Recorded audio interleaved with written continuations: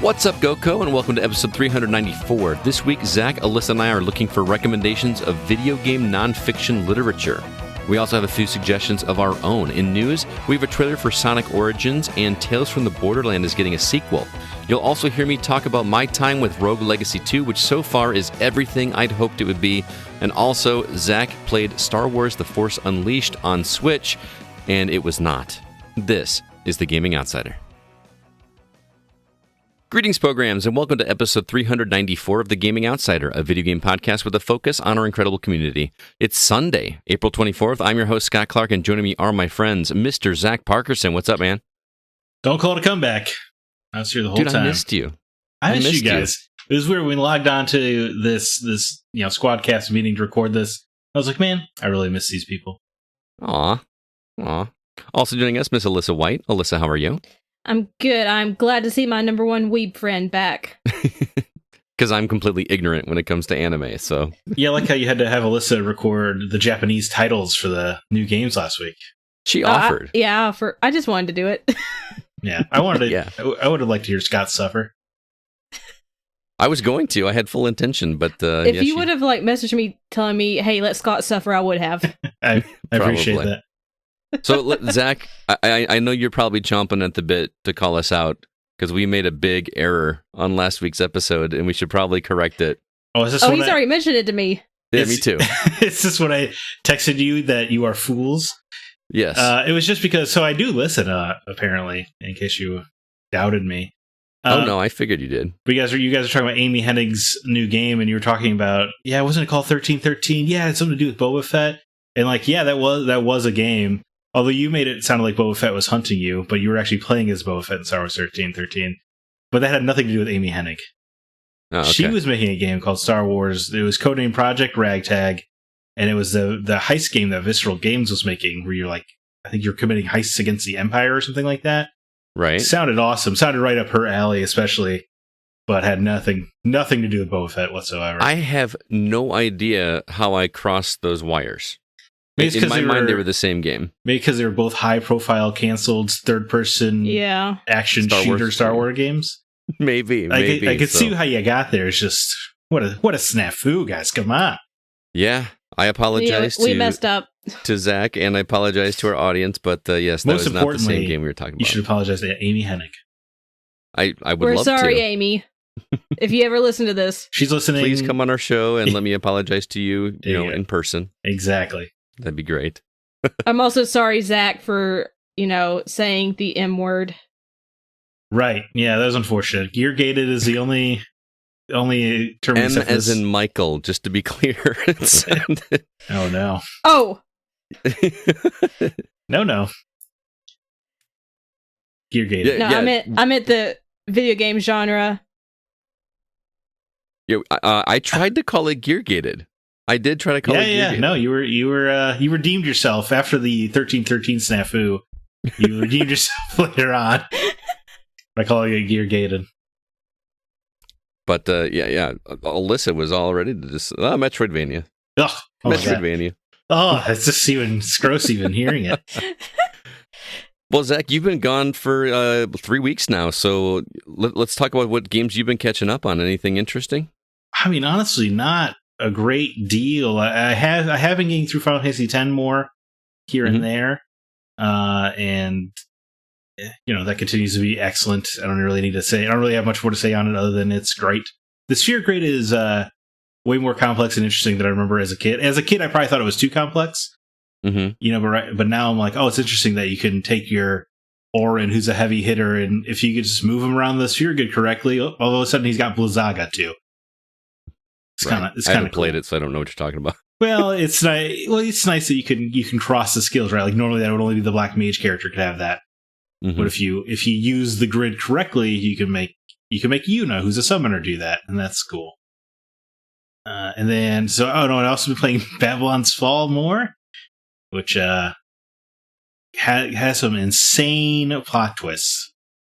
Yeah, you told me about it. We probably don't want to say what it is here, but you told me about it via text, and I was like, wow, did not see that coming. Yeah, it's insane. And then also when you beat the campaign, it just unlocks an entire secondary combat mode that feels a lot more like a traditional Platinum game. Mm-hmm. And it's just befuddling. Why would you wait? Like, this plot twist kind of reshapes a lot of the enemies and everything you're fighting and the environments you're in, and it changes kind of the whole conversation, the narrative. And then in addition to the new combat options, I'm like, why did you... It's like you have a whole second game here after 10 hours, and you didn't let anybody know. And unfortunately, nobody's going to see it, it sounds like. I know. No one's talking about it or anything. Besides Zack. Less than 10 concurrents on Steam at one point. That's so good. It is... The population is so bad that I can recognize the usernames running around the lobby. Oh, wow. On PlayStation. It's pretty bad. Good. That's really sad, because, I mean... It is. You're really digging this game, aren't you? I think it is a lot of fun. I don't understand why they were charging $60 in this climate. You think Avengers would have thought of... If Avengers, Square Enix, couldn't succeed with having a $60 entry path into your heavily monetized, battle pass oriented game, why did you think this completely new IP was going to do it? Right. Boggles the mind. Interesting. It is getting harder to play because they are trying to slap in your face, how to spend money more often. I assume out of complete desperation that they're in, but it's funny. It's having the effect of, like, I guess I'll just go play something else instead, because I'm tired of getting through all these 6 pages of advertisements during a PlayStation. That's so annoying for a $60 game. That seems. Oh, no, it was $40 game, wasn't it? No, it was on sale for $40, but it launched at $60. Wow, ridiculous. Then the last thing I've been playing a great deal of is Fortnite. No build mode. I'm at level 50 on the battle pass. This is no joke, guys. This game's incredible. Is that high? I don't know how high the battle pass the battle pass goes to level 100, so I'm halfway through the battle pass. The battle pass ends June 3rd. So I think I might get to Doctor Strange, who's at the max level. Will you just get that as a playable character? If you complete he's the last part of the battle pass. So if you complete the battle pass, you'll get Doctor Strange and a bunch of weird emotes and stuff. I just got Prowler from Spider-Man. That was kind of cool. Okay. And I got an android schoolgirl lady. You can see how that might appeal to my sensibilities. I could totally see. Dude, it's just so much fun. I can't believe how much fun I'm having with it. I still think it would be weird just running around with some of those characters, with an assault rifle. Yeah, it is. Well, it's easier when you're playing the villain, right? I could imagine Prowler picking up an AK. But yeah, when I get sniped by Tom Holland dressed up as Spider-Man, it's pretty jarring. Right. Or like you could accept bounties and it always gives you a picture of who the person's playing as. You're like, go kill Scarlet Witch. Yeah, well, it's kind of mean. It's kind of weird. So mechanically, the game, because I've never played it for more than a half an hour. It's a sound battle royale. Like you actually dig it now that there's no building. Yeah, everything. So you can at least in no build mode. I guess I can't speak to how build mode works, but my understanding it doesn't have like mantling where you can climb over walls and stuff. But you can in no build, and you're sprinting around. You're sliding down hills. You're shooting people. You have an overshield like Halo as well. It plays like a genuine arena shooter when you're actually in the combat, but then has the other aspect of trying to hide out and whatnot. And then it feels like every week there's something different to do. Like there were jetpacks a couple weeks ago, but now the jetpacks are gone, and now it has like these weird teleporting items you can use. So just it's constantly keeping the action fresh. And there is that thrill of a battle royale when you get to the last 10 people or whatever. That just makes it fun. And I don't know. It's very addicting in a short way. Because I've been talking to my students about it, and none of them are really interested in no build mode. They just want to play the normal way. Are you finding? I don't know how much you interact with people in Fortnite. Like, can you talk to them? Are you talking to them? Are you hearing that it's a bunch of kids, or is it people like us? It seems like no build skews older. Yeah. And even just like on Twitter and stuff, like people of my age demographic that I know are like, yeah, I'm finally playing Fortnite because of no build mode. So I think as old gamers are like, we're just not quick enough to build a 6-story skyscraper in the middle of a gunfight, or at least it doesn't interest us. Like even if I could do it, I have no interest in that skill set because it just sounds so dumb, and was dumb when I played Fortnite before. Right. It's not as interesting to me. But with the idea of like, when the circle's closing in and now you're just forced into that part of the environment and you just have to make the best with what you have. It's pretty fun, you know? And then when you get to the last round of the circle just like starts moving slowly. Like a spotlight kind of thing? Yeah, like a spotlight kind of thing, absolutely. And you have to stay in there. So, I had this great match where this guy was on a blimp in the air above me, or must have had to been, and the circle was slowly pushing it. But because he had to jump down at some point to get to me, I kind of had the advantage. So as soon as he like started coming down to earth, I just annihilated him, and it was a fun, thrilling thing. I think I have 5 wins now, which feels good. I exclusively play solos, no team for me. Okay, thank you. I'm a lone wolf. Makes sense. But dude, I'm playing it almost every day. I like it a lot. Things that you never thought you would have said 2 years ago. I always maintained it would be a fun game without build mode. I did not know I'd be into it like this. But I always thought Fortnite would be a good game without the building, because I don't have anything against the battle royale, genre, as it were. And Fortnite's cool because I feel like I got Prowler, for free. If you get enough V-Bucks in the Battle Pass to buy another Battle Pass, if you want to. So I don't know, it feels generous for a free-to-play game. Like you're actually earning something other than just, meaningless skins. You're getting something that you're interested in, and also maybe next season. Right, yeah. Just the fact that Babylon's Fall, there's no way to get premium currency at all. You can only get it with real money. In Fortnite, you can earn premium currency. And you know what it does? It incentivizes me to be like, well, yeah, I guess if I just bought a couple V-Bucks, I could get Jill, because I already have X amount. Jill from Resident Evil, sorry. So, I mean, I think it's actually a smarter monetization method. I'm intrigued for sure. One of my students got in trouble last week. His dad left his credit card on his PlayStation. And, oh, no. He purchased something like $400 worth of V-Bucks over, I don't know how long a time, but yeah. Why do kids do this? You're going to get caught. How do you think you're going to get away with that? You think your dad's not going to see $400 is missing? Also, what is in that game what are you buying? I don't know. I don't know the $400 for a game like that. That seems like you're not getting. I mean, unless you're stocking up, but I don't know. Yeah, I just don't understand what you would even do with it. Yeah.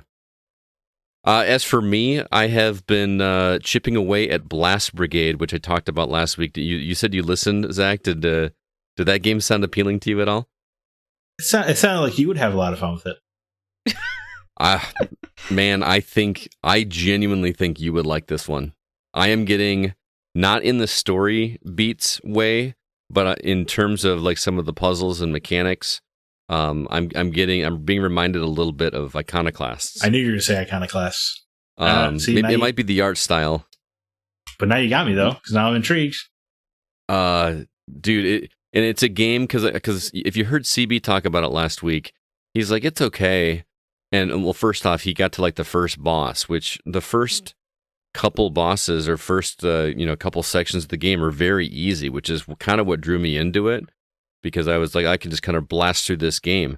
The pacing in this game is so good, and the world is so massive, but it never feels overwhelming. It's non-linear, but it never feels like you're backtracking just for the sake of backtracking's sake. I don't know, it's such a good balance of getting from place to place and then actually encouraging you to do backtracking, because some of the upgrades that you can get by doing that are actually beneficial.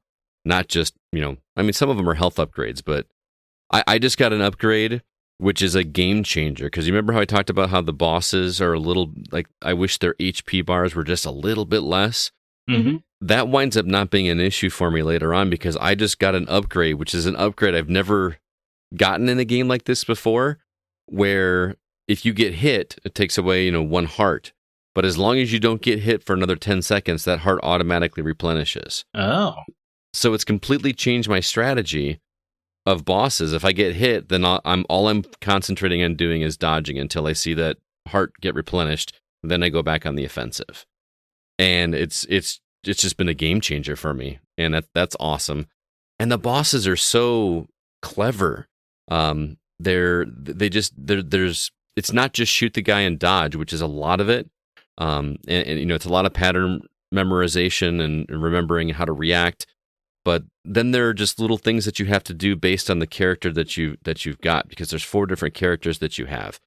And in order to get past these bosses, you have to use their special ability to navigate around the boss environment, which is just done in such interesting ways. I absolutely love it. I unlocked the 4th character today, and I'm about 80% of the map uncovered. So I'm pushing through to the final edge of the game, and the only reason I want it done so badly is because there's another game that I'm playing that's I desperately want to play even more. But I am in love with Blast Brigade. This one came out of nowhere for me, and it's already one of my favorites of the year so far. It's really good. Wow. If you like gear-gated games and you like a little bit of a challenge, because it gets tough. It gets tough because you get a dash ability, you get the ability to cling to walls, like Mega Man X style. There are some really tricky bits where you have to swap characters on the fly mid-movement. Like one character allows you to kind of grab onto these grind rails and drag along, and then another character has like a grappling hook. So you may have to, grapple onto, or not grapple, but use your magnetic thing to go on this rail, and then while you're in the air, switch characters to the one with the grapple hook, and then be able and grapple across to get the way. And it takes you several tries to get it down, but it feels really satisfying when you do, in like a Celeste kind of way that I'm really appreciating. I'm just anticipating the final boss being all of that at once, like having to swap between all 4 characters instead of just, using the one that I just acquired to beat this boss, like a Zelda style thing. I just imagine I'm going to use all of them. It's going to be hairy, but I'm loving it. So hopefully by next week I'll have that one finished. I am really digging it. All right, so that's the games we've been catching up on. We'll talk about the new ones here shortly. Real quick before we hop into the news, I want to remind everybody, we talked about it a little bit last week, but CB and I will actually be in Milwaukee this coming weekend for the Midwest Gaming Classic on the 30th. We'll be there Saturday. So if you are in the Milwaukee area, hit us up. We'd love to meet up with you guys while you're there if you're going to be there. It's going to be a blast. CB's already planning on purchasing half of the convention center. So I'm going to be taking some cash up with me as well to try to fill in some holes in my NES collection as well. But would love to meet you guys in person. So if you're in Milwaukee or planning to go to the event, let us know, and hopefully we can meet you in person. Let's go now and jump into the week's news.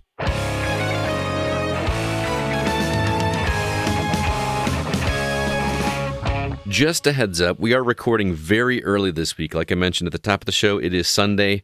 We normally record this on Monday or Tuesday, and but the episode is going to release its normal time. So some of this news, you may not have gotten the brand new news that happened this week because we're recording so early. But we've got some interesting things to talk about, including a couple new trailers, one for Sonic Origins, and another new game called Asterigos. Am I pronouncing that right? Asterigos? Your guess is as good as mine. Asterigos, Curse of the Stars. Also, PlayStation Plus has got an announcement for release dates, and we're wondering whether or not Ubisoft could be up for purchase. And lastly, Tales from the Borderlands is getting a sequel. So, Zack, which story do you find most interesting?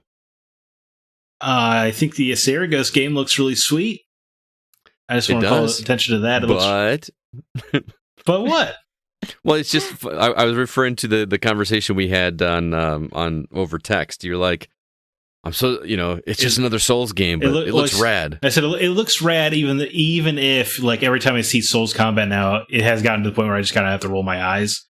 It's just it is everywhere. It's It's kind of like seeing an open world game. You're just like, okay, yeah, another one of these.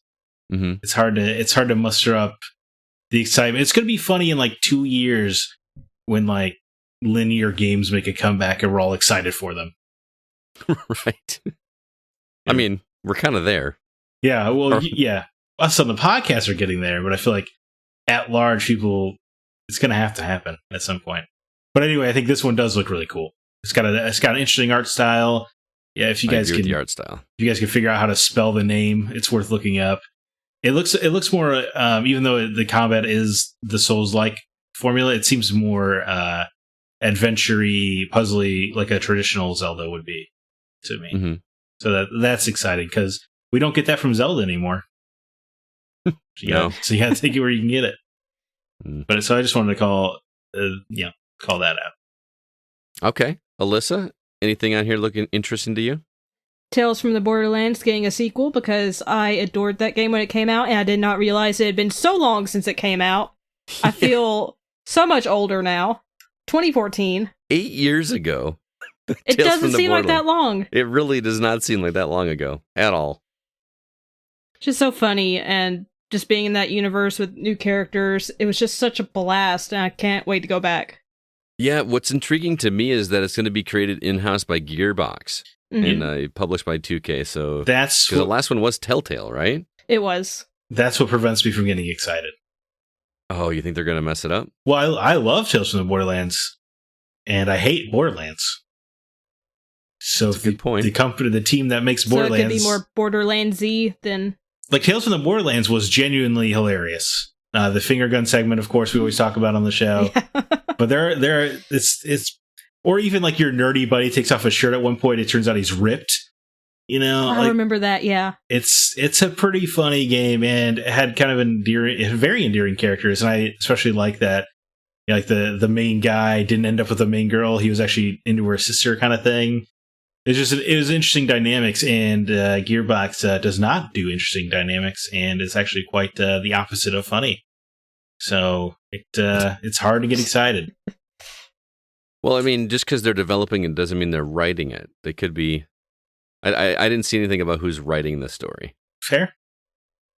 But who knows? Can't do any worse than Anthony Birch. It'll be brand new characters, too, so we're not even going to see anybody from the game. It's just going to be in the universe. Whole brand new story. Yeah, what is the point of this? Who is this for, then? I mean, we're going off of brand recognition at this point, right? Yeah, I guess. Yeah. That's the world we live in. You're right. Going to be a lot of people that are picking this up. Going to be real disappointed when it's not a first-person shooter. I don't think we'll have that confusion. Probably just not having the returning characters. Because Wonderlands is not doing super great sales-wise right now, right?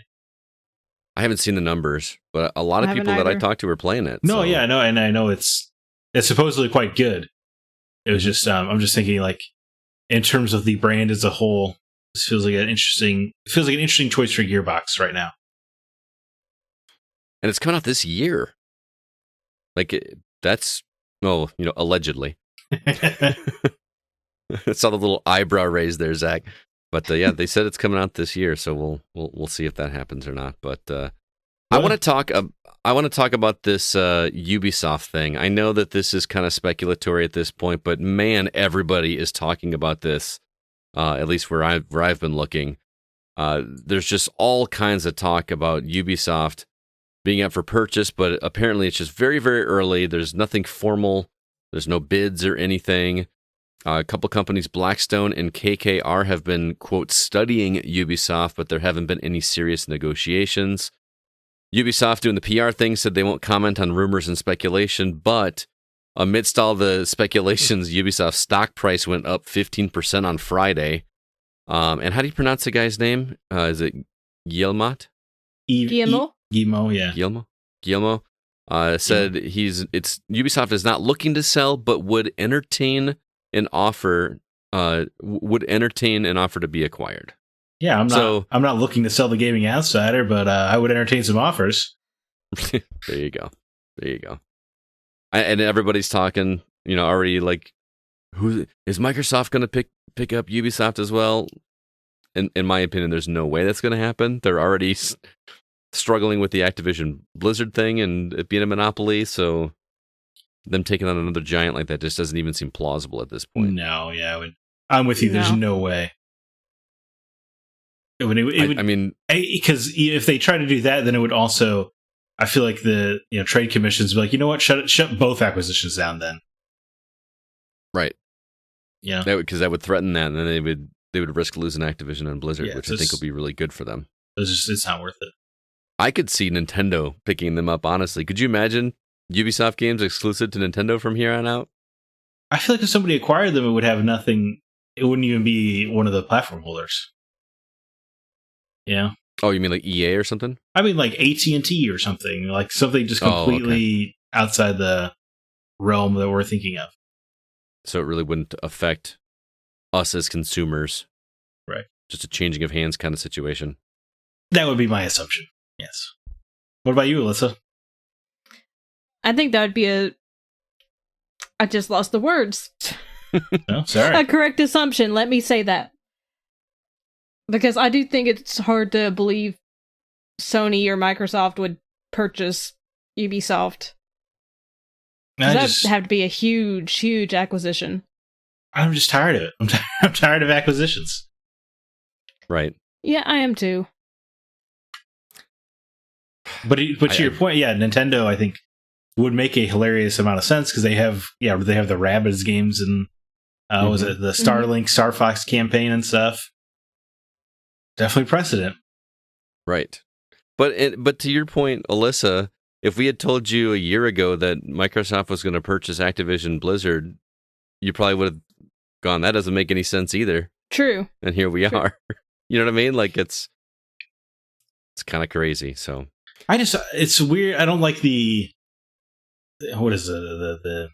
conversation around acquisitions now. It feels weird. Like we're all just like rooting, or like the internet at large is like rooting for these acquisitions all the time. It's kind of gross.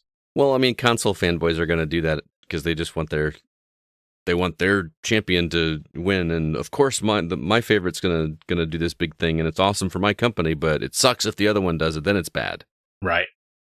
You know what I mean? Like, I'm so tired of console wars. I literally have started muting people because I know if you block somebody on Twitter, it gives them a notification that you've been blocked, and I don't have anything personal against them, so. But I mean, there are people that all they tweet are just anti-PlayStation or anti-Xbox. Like that's just like their whole purpose of having a Twitter handle. I don't know how I see them on, like this one guy in particular just on my wall all the time, just talking about how bad Sony is and how much he loves seeing Sony fanboys cry, and like, look, who are you that you're getting off on that? Like it just don't. Well, the Twitter algorithm lately has seemed to only sow discontent. Seriously, man. Like I see something like, why am I seeing this? And I look and it says, because of your other liked tweets or whatever, or, you know, because video games. Yeah, I follow video games. It doesn't mean, I don't know. I assume I feel like my Twitter feed's just way different than everybody else's. Mine's all positivity and anime and manga and positive opinions of video games. I'm not getting the console war stuff on mine. Well, I mean, sometimes it'll be like where I'll read a story and I want to actually see the comments to see what some people are saying about it, just kind of, you know, just to hear. And it's just like my first or second one is always a console war thing. It's just like people can't. Do they not know they're being annoying? Like, do they think they're changing anybody's mind? I just don't get it. It'll be totally unrelated too. You know, right? Here's a Thor trailer. And someone in the comments will be like, "Yeah, it's so cool. Spider-Man's only on PlayStation. Hate the X-spotters." Like, what? Twitter has also ruined the word breaking for me. I feel like every other tweet starts with like all caps breaking. Like, is it that ever... used to mean something for me, as in like breaking news. What does it mean now? Yeah. Nothing? It means nothing because everything is breaking news. I'm sorry, you can't have a tweet which is going to be on Twitter forever unless you delete it. Marking it as breaking doesn't make any sense. That's fair. I'm tired of it. Especially like the politics stuff. I don't know how to get politics stuff off my page. It's just, I'm tired of it. Oh, you can ban certain words from your page. I may have to have you show me how to do that because I'm tired of hearing anything about. I mean, I kind of want to know. I'm interested, not in a good way, but you know what's going on with Russia and Ukraine and stuff. Just because that's just a horrible thing that's going on over there, and I just want to. I want to hear that it's over. You know what I mean? But anything politics is just like, hey, this is going to happen. No, it's not. No, it's not. Or it's people making fun of somebody, or the the whole Johnny Depp Amber Heard thing. Oh yeah, that's everywhere. Oh yeah. Like I just she pooped in his bed. Even. True story. Strange behavior. Yeah. That is. Now that Jurassic Park meme that I keep seeing makes a whole lot more sense. That is irregular. Yeah. I could always invite you to my Green Lantern sub Twitter. It's just a bunch of nice people talking about Green Lantern in there. Yeah, but I don't know anything about Green Lantern. I guess you could just respond with like smiley face emojis. You'd probably learn a bunch being in there. Yeah, you would. I just need to go follow like everybody on Alyssa's page. Just so I have nothing but positivity flowing through my. Anyway, it's been a crazy week with social media for me. And I can't not look at the comments. I don't know why I do it. No, I understand. I feel like I have to know what people are saying, but then I already knew what they were going to say. They were going to say, right. Yeah. Fails. Why'd they change Spider-Man's face? It's so dumb. Like, dude, it's been a year and a half, man. You gotta move on. Or what's the one where they made wedding rings based on DC superheroes? But I was furious about that. But not. Yeah. Go ahead. Oh, okay. Fine. This has nothing to do with video games, but DC did a co-branding deal with a men's jeweler for DC-inspired superhero wedding bands, and none of them are Green Lantern. A character defined by the ring of jewelry on his finger doesn't get a wedding band, but the Joker does. Nothing says romance like popping down on one knee and saying, "Hey, baby, want to get serious?" So dumb. I mean, that's just. I think we could do a whole Patreon episode on social media. That's just. I'm not in marketing, but you would think that it's a pretty obvious marketing tactic to say, let's give our superhero with ring as part of his iconography this co-branding deal. But no, Aquaman, that's the guy who needs a ring. Very strange. It's very strange. But before we move on, I was curious, do you think the $40 for Sonic Origins is fair? Well, that depends, because I cannot understand the pricing model for this game, because it sounds like some of the game isn't available, or some things aren't available unless you pre-order, or I don't know.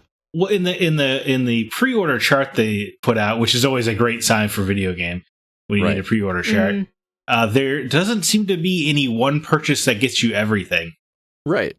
That's strange. That's right. I don't understand that at all.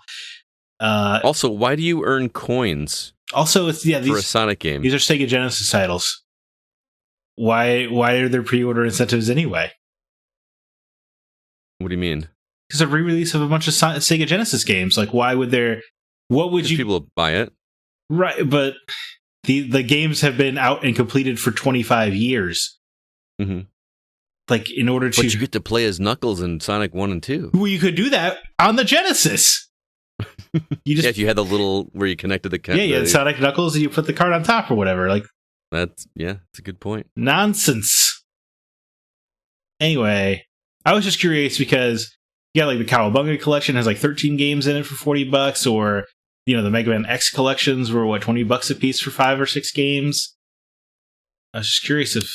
This is like 3.5 games for $40. Why 3.5? Because you get Knuckles playable, but it doesn't have. Because you have Sonic, isn't it Sonic 1, 2, and 3, and you can play as Knuckles and all of them, but it doesn't have Sonic and Knuckles, does it? Or am I wrong? No, but it has Sonic CD. Is it Sonic CD? There's a fourth one, I thought. Yeah, I'm wrong. I could be. You're probably right. We're doing great reporting right now. Absolutely. I just ask because it feels like a lot of people are upset, and I mean, I would always just say, don't buy it then. But yeah, you're right. It's 4 Sonic games. Do you think 4 Sonic games for $40 is a solid deal? I mean, if these were on, man, what was that? Virtual Console. I know we don't. That's a thing of the past now with Nintendo. If these games were available for purchase instead of doing the subscription model for Nintendo Switch Online, and you had to pay $10 for Sonic 1, would that feel like a ripoff? I would say so. Yeah. Those games are like $3-4 or something when you buy them digitally. Oh, it does have Sonic CD. Look at that. So I would say it seems a little steep, but it's not a game I'm going to be purchasing at launch anyway. $40 in the current. When you compare it to other compilations, it just feels steep. Well, especially like you said, the Cowabunga collection, and that's from a whole bunch of different, platforms. You got NES, Game Boy, Genesis, Super Nintendo, even arcade. That feels like a true compilation. I mean, I guess you get Sonic CD was on Saturn, right? Sega Saturn? Which one? Sonic what? Sonic CD? Oh, yeah. Yeah. With Sega CD. Sega CD. Oh, yeah, Sega CD. I'm sorry. Sega Saturn was later. So, I mean, you're getting 2 platforms, only 4 games for the same price of 13 games from 5 or 6 different platforms, which seems like a lot more work put into it. But right. Hell of a deal. Sonic is also pretty hot right now. That's true. He's on top of the box office world. Mm-hmm. So, I don't know. I mean, I know Kevin for sure will be picking this up. Yeah. Just to clarify, I'm going to purchase it. I'm a Sonic sucker. Like I was just curious if you felt. I just feel like I've seen a lot on the social medias about how this is way too much money for what's on offer. I just think the whole chart that you're talking about was ridiculous. In fact, I think Devolver Digital responded with a chart of their own for a game that I can't remember. For Trek to Yomi. Is that what it was? Yeah. And they just had the same kind of chart, but everything was checked. Like, just it was kind of funny. A pre-order chart is nonsense when it's Call of Duty, but when it's games that have been out for 25 years, it's just insulting. Yeah, I can kind of see that. It is. I can see that. Well, moving on, before we hop into the new games we've been playing, I want to remind everybody about our Patreon. We've got a place where you can donate to the Gaming Outsider if you'd like to help us keep the show going, and also give back to the community. We offer some bonus incentives for people that sign up for different tiers. If you donate $1 a month, you'll get the episode a day early.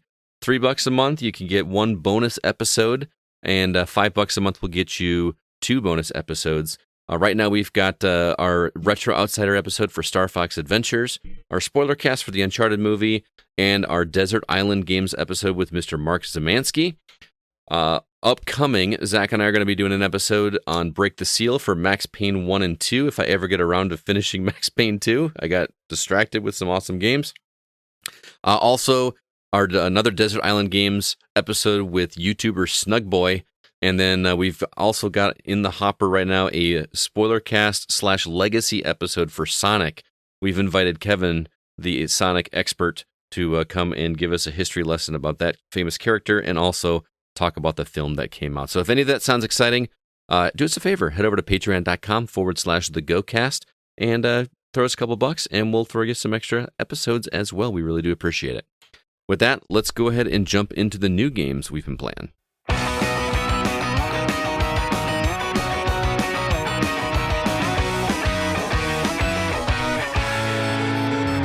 Zach, I've got too much to play, so I'm hoping that the list is pretty light this week. I need to play catch-up again this week. Well, right at the top, you have Zombie Army 4 Dead War gets ported over to Nintendo Switch April 26. Hardcore CRPG King Arthur: A Knight's Tale comes to PC April 26. A release that I would have thought happened years ago, but it's the Stanley Parable Ultra Deluxe. Comes to PS5, PS4, Xbox Series consoles, Xbox One, Nintendo Switch, and PC April 27th. Vampire the Masquerade Blood Hunt is a upcoming Battle Royale Supernatural game coming to PS5 and PC April 27th. Bug Snacks is no longer PlayStation exclusive as it migrates over to Xbox Series consoles, Xbox One, Switch April 28th. Tasomaki Behind the Twilight is an interesting looking game coming to PS4 and Switch April 28th. Trains of Ruby is a gear-gated styled adventure coming to Nintendo Switch April 28th. Kaiju Wars is pretty self-described, coming to PC April 28th. Dorfromantik, that's my best guess of that title, comes to PC April 28th. Dorfromantik. The king of the roguelike genre, Rogue Legacy 2, coming out on Xbox Series consoles, Xbox One, and PC April 28th. See, that's a good Microsoft Lockdown exclusive. Mm-hmm. That's a smart totally. One. Rogue Lords is looks very much like, oh boy, I can't remember the name. Darkest Dungeon. That's coming. This is coming to PS4, Xbox One, and Switch April 28th.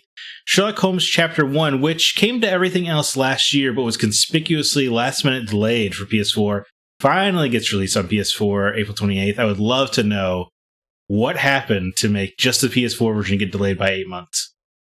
Well, they apparently peeled the face off of a character, and that was just too gruesome for that game. No, I'm just kidding. Oh, I remember this. I was about to be like, that sounds like the game I played a few months ago. Oh, really? Unsold makes its way to Xbox Series consoles, Xbox One, Switch, and PC April 28th. Ravenous Devils, which looks like a Sweeney Todd simulator because you run a meat shop where you use humans as your meat. Comes to Sounds so intriguing. Yes, it does. Yes, it does. Comes to PS5, PS4, Xbox Series consoles, Xbox One, Switch, and PC April 29th. And then Nintendo Switch Sports releases to the Nintendo Switch April 29th. Zach, I needed a break, man. There's 3 games on here I want to play. Well, there's one of them you're playing, that I think you've already dedicated your life to, right? Rogue Legacy 2, there's no way you're skipping that. Yeah, I mean, I'll be talking about that one shortly, but that game is owning my soul at the moment. But I also really want to check out the Stanley Parable because I've never played it. It's been on my wish list on Steam for forever, and I just haven't pulled the trigger. I can't remember if it's because it's not a Mac-compatible game. I can't remember, but now that it's going to be on console, I just want to see what everybody's talking about because it just sounds like a fascinating game to me. And then Nintendo Switch Sports. I had so much fun playing Wii Bowling back in the day. That's really all I want it for, and I feel like that game would just make a whole lot of sense in my classroom. Because, But Wii Bowling was the right price. Free. Yeah, that's true. That's true. You can't get this one for $40 though, right? Because you don't have to pay the $60 one to get like the leg strap one or whatever. I couldn't begin to tell you. Yeah. Sorry. I could be wrong, but $40 is a little bit easier to swallow for me. No, definitely. I would just be surprised to see a Nintendo release at $40. Yeah, that's a really good point, but I mean, I haven't played it, so I don't know how in-depth it is, but yeah, there was a reason that game came packed in with a Wii, right? Yes. There's not a ton of content. But it was a great tech demo, as it were. Alyssa, anything? It was so much fun. Is there anything call out to you on this list? Talking to me? Yeah. I'm assuming because Scott already answered. I thought I said Alyssa. I also have not. I didn't hear my name. No, you didn't say her name. Oh, my bad. I did in my brain. It's okay. I do want to play the Stanley Parable because, like Scott, I haven't played it yet. And I am intrigued by the Sweeney Todd simulator. That's Ravenous Devils, right? Yes, yeah. Yes. I think I'm going to have to check that one out. I think it's like so it's a man and a woman teaming up, much like Sweeney Todd. I think she has a meat shop and he's a tailor, I think is how they do it. But you go up for your measurement. Just switch it from barber to tailor. Yeah, they go for your measurement. He sticks a pin in your neck or something. I don't know. It does sound like a fun video game. I was surprised with how buttoned up PlayStation's been. They would release such a controversial video game. I was thinking the same thing. I want to hear Alyssa's thoughts on that just because I want to see how far they go with it, because that seems like that's almost like a taboo topic, isn't it? Eating people? Yeah. From my understanding. I guess yeah, it's pretty taboo. They do in movies. Remember that movie Ravenous? Yeah, but they also show butts in movies, but you can't do that on PlayStation anymore, apparently. Yeah, that's true. That's true. Ridiculous. I don't know. I'm looking forward to hearing your thoughts on that one for sure. I don't know if I'll actually pick it up or not. Okay. Yeah, but I'm intrigued. I am also intrigued. And like you guys, I also really want to play the Stanley Parable to see what all the fuss has been about all these years. Mm-hmm. But I will also definitely be checking out Vampire the Masquerade Blood Hunt because I love vampires and now I love Battle Royales. So I want to... calling your name. And it's free, free to play. Why not? Yeah. You enjoy that. I will not be playing it. I'll report back. But you probably won't be playing it, I assume, because you're still too busy playing Rogue Legacy 2. Yes, I am playing Rogue Legacy 2. Oh my goodness. This is the reason I want to finish Blast Brigade so that I can move on and play and just dedicate myself to Rogue Legacy 2 because I'm addicted. I am so into this game. I'm thinking about it when I'm not playing it. You're thinking about it right now? I am thinking about it right now. I'm thinking, I wonder if I could go squeeze in a couple rounds, a couple runs before I go to bed and, start my work week and probably never get to play a game the rest of the week until the weekend. I understand. But Now, remind me, have you guys played the first one? I have not. Okay. I did, yeah, because you get the descendants right and the generations, and sometimes they're colorblind. If I felt a little personally insulted, not really. But yeah, they had I did play Rogue Legacy. It was okay. Okay. I adored Rogue Legacy. I think that it's the first Rogue type game I played ever, and I was a little nervous going into this because I saw the trailer back when it was on early access. But it was on PC, so I didn't actually play it. But I was reading some of the reviews on Steam, which I don't, how accurate or how reliable are those, I guess, because, people just tend to get just nasty. But everybody was complaining about the grind and how forever it took to make any progress and all that. And I was nervous because I wasn't quite sure what I wanted in a sequel to Rogue Legacy because I love the formula so much, and I wanted more of the same, but I also didn't want exactly the same. So I wanted some things to be different. I wanted it to still feel fresh. And Cellar Door Games has nailed it, man.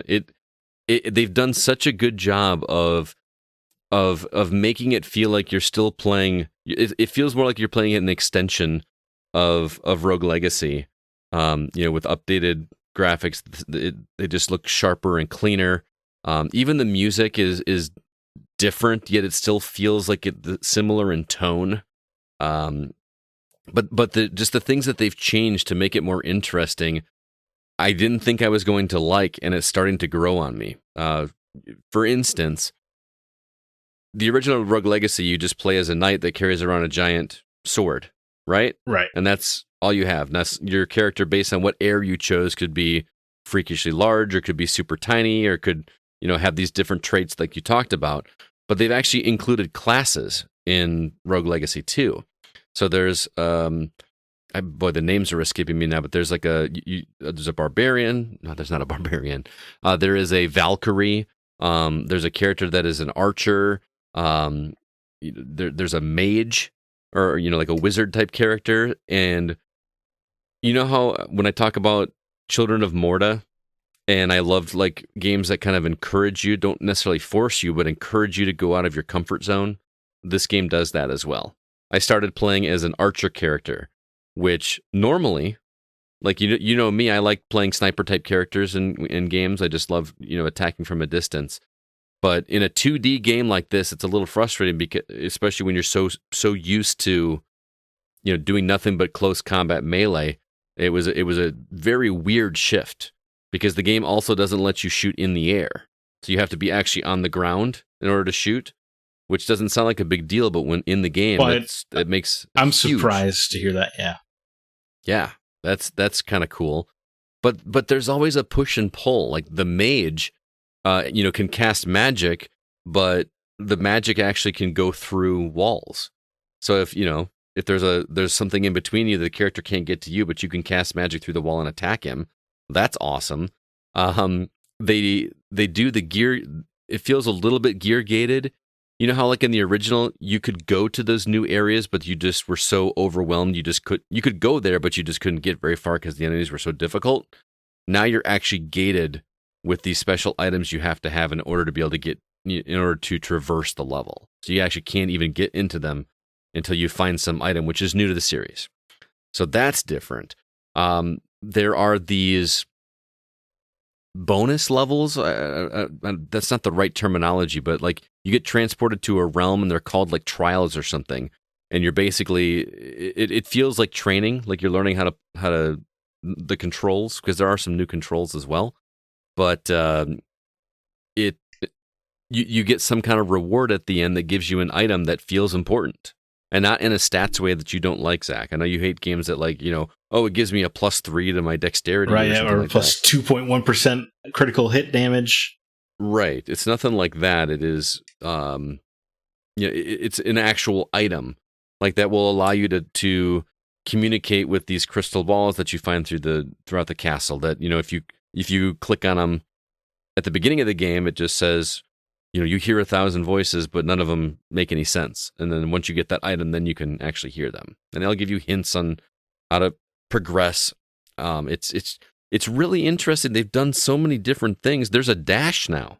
There wasn't a dash before. And you remember how you could downward attack to go on like on top of enemies or on top of ways to traverse upwards. That's on there now, but they've mapped it so that you can actually do that just with the left bumper. There's just little quality of life things that are jarring at first because it feels different, but I'm shocked at how quickly it's already feeling like home. Even though I played well over 100 hours of the original Rogue Legacy. Absolutely adoring this game. There's so much more I could talk on, but I feel like I'm monologuing way too much. Do you guys have any questions about it? So it is still the fantasy setting? Yes, very much so. I don't really understand what's going on with the story, if I'm being fair. I don't think it was essential to Rogue Legacy's enjoyment. It wasn't. It's the same basic premise. There's a door at the very beginning that, you have to unlock all these different things in order to open up the one main door, and you're going through the castle, beating bosses to unlock one segment of the door to go to the final boss. That's pretty much. But are you still very, very fantasy? Are you still building up that like base camp thing where you level up your? You can level up. I don't remember what you can level up actually. Well, I mean, there's just a ton of stuff that you're leveling up where. It starts out just very simple stuff like your HP points or your magic points, but then you start unlocking new classes and the ability to carry more weight because they actually have an encumbrance system in Rogue Legacy now, which is it's really interesting because your character has this stat of like a certain percentage, and it goes up to it starts at like 225%, and as long as you were over 100%, your HP's at normal. But if you fall below 100% on this stat, then your max HP starts going down, and you have to figure out either carry lighter equipment or one of the things you can beef up in your castle is the ability to carry more weight. So there's just things like that. But it's also fun just seeing that castle get bigger and bigger and bigger. It actually kind of does a little construction as it builds like this one little wing. Oh, that's super cool. Which is. There's just so many little things that I know just took a ton of time to program and don't seem like that big a deal, but they just feel so much better than the first game, which I already loved. There's, how Charon, that guy at the gate that takes like all your gold, like you can't enter the castle until he takes your gold. Granted, there are some things in the castle you can upgrade to prevent that, but they've added this new thing where you can unlock a safe. There's like a sentient safe that's right near the entrance to the castle, and he says, hey, you purchase me, and then I'll take 10% of whatever he takes and store it for you, and then you can kind of pull it out and bank it.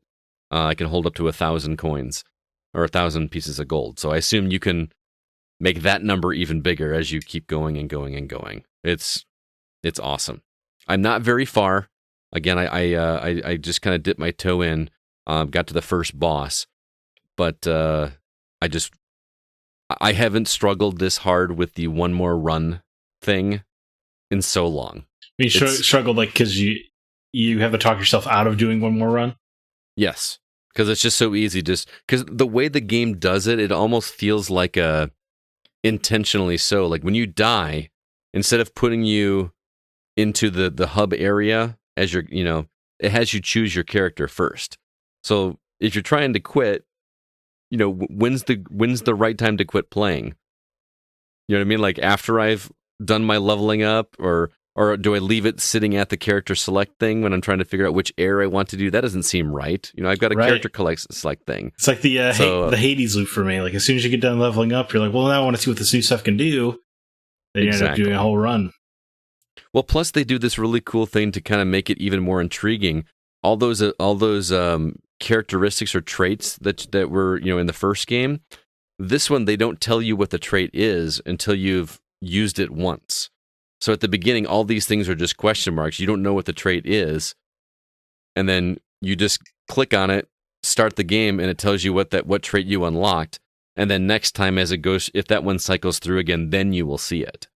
So whenever you see a question mark, oh, I haven't done this trait before, and it might not just be a trait; it might be a benefit, like plus 25 gold or something like that.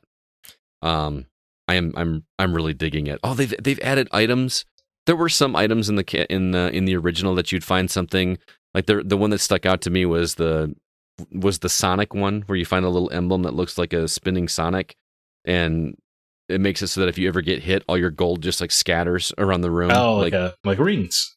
Like rings. That was a bad one, but this one has items like that again, you don't know what they do. Kind of like Binding of Isaac. The first time you use an item, you have no idea what it's going to do. And so it's kind of fun, just that discovery of, is this going to be a good thing? Is this going to be a bad thing? You can even find new weapons. You know, even if you're using a sword, at one point I picked up a weapon that was a cannon. I was literally swinging a giant cannon around. Sometimes they're good, sometimes they're bad, but you can literally change weapons in the middle of a run. Not like at the beginning with a new character. You can find weapons along the way. Just all these things that just make it so much more interesting, but still at its core feels so much like Rogue Legacy. I am absolutely into this game, and I cannot wait to keep going. I just part of me wishes that this were on Switch, because it would just be so nice to just have it work and just do a run, you know? Right, and currently Xbox exclusive when it comes to consoles. Correct. It's pretty good. So Rogue Legacy 2, by the time you hear this, it will be out. I think Thursday is when it's officially out. Cannot recommend it enough, especially if you like the first game. It's an absolute no-brainer, and I'm not seeing the bad stuff that people are talking about. Again, I didn't go into real depth, but I was nervous about Rogue Legacy 2 because of some of the negative rumblings I had heard, and so far I haven't seen anything that is a problem, in my opinion. So, it's great. All right. There you go. So, Zach, you've been playing Star Wars The Force Unleashed on Switch, which, is this a port? Yes, port is the right word. Yeah, I wouldn't even say it doesn't even feel like super upscale, but that's kind of what Aspyr does, is they just bring you the games. Right. And have you played this before, or is this your first time? Yeah, so I love Star Wars Force Unleashed. I think it's one of the best Star Wars games. It is the only thing I don't understand why Disney took out of canon. Yeah, me too. Especially because George Lucas supervised the script. You know, like Leia's in that story because he said she needed to be. And it had also, you know, it told a similar story to Star Wars Rebels, but in, you know, at 16th of the time. It's just, anyway, that's my frustration. But I played Star Wars Force Unleashed to death on PS3 360. I even just played through it on where I did a PlayStation Now's trial to see what their streaming service could do. The game I played through was Force Unleashed. Like it's a great game. Now this is the Wii version, and it's less great. Wait, this is the Wii version, like for real? Right. So this is the Wii version ported to the Nintendo Switch. Oh man, I didn't know that. So maybe we don't need to play this version. And by Wii version, it was Wii/PS2. No, you don't need. Okay. So it's mostly the same story, although kind of weirdly presented.